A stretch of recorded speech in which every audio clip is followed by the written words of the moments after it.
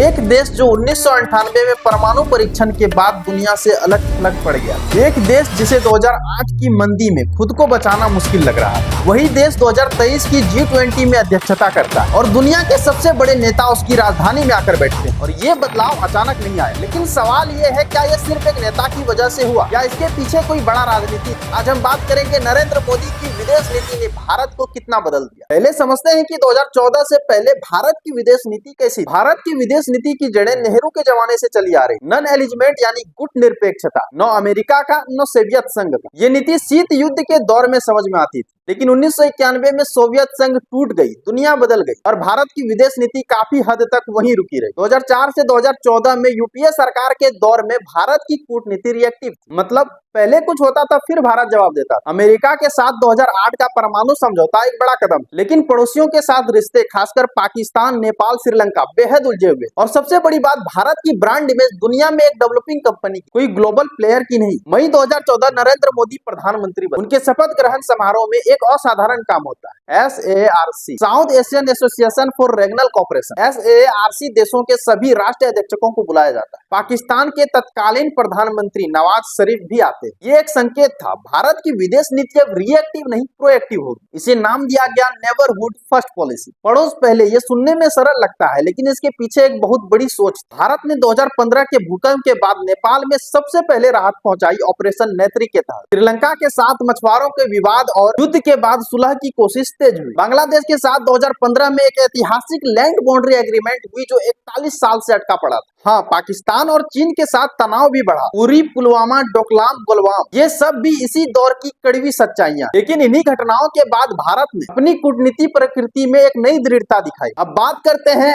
Act east policy की। पहले इसे लुक ईस्ट पॉलिसी कहते थे। नरसिम्हा राव के जमाने से चला आ रहा था, लेकिन देखना और काम करना दोनों में फर्क होता है। 2014 के बाद इसे एक्ट ईस्ट कर दिया गया। भारत ने एशियन देशों जैसे Vietnam, Indonesia, Thailand, Philippines, Japan के साथ 2017 में बुलेट ट्रेन समझौता हुआ। यह सिर्फ एक रेलवे प्रोजेक्ट नहीं था, ये भारत जापान स्ट्रेटेजिक पार्टनरशिप का प्रतीक था। साउथ चाइना सी में चीन की बढ़ती आक्रामकता के बीच भारत ने एशियन देशों को एक भरोसेमंद साझेदार के रूप में खुद को पेश किया। अमेरिका के साथ रिश्ते एक नई ऊंचाई। 2016 में भारत को मेजर डिफेंस पार्टनर का दर्जा मिला, जो पहले किसी नॉन नाटो देश को नहीं मिला। लिम्हुआ, कोमकासा, बेटा, ये 3 फाउंडेशनल डिफेंस एग्रीमेंट भारत और अमेरिका के बीच हुआ, जो मिलिट्री कोऑर्डिनेशन को एकदम नए स्तर तक ले गए। 2023 में पीएम मोदी की वॉशिंगटन यात्रा के दौरान GE 414 फाइटर जेट इंजन की मैन्युफैक्चरिंग भारत में लाने की समझौता हुआ, जो डिफेंस टेक्नोलॉजी शेयरिंग में एक ऐतिहासिक कदम माना गया। जहां अमेरिका के साथ नजदीकी बढ़ी, वहां रूस के साथ रिश्ते कैसे रहे। यहाँ भारत की स्ट्रेटेजिक ऑटोनॉमी की असली परीक्षा हुई।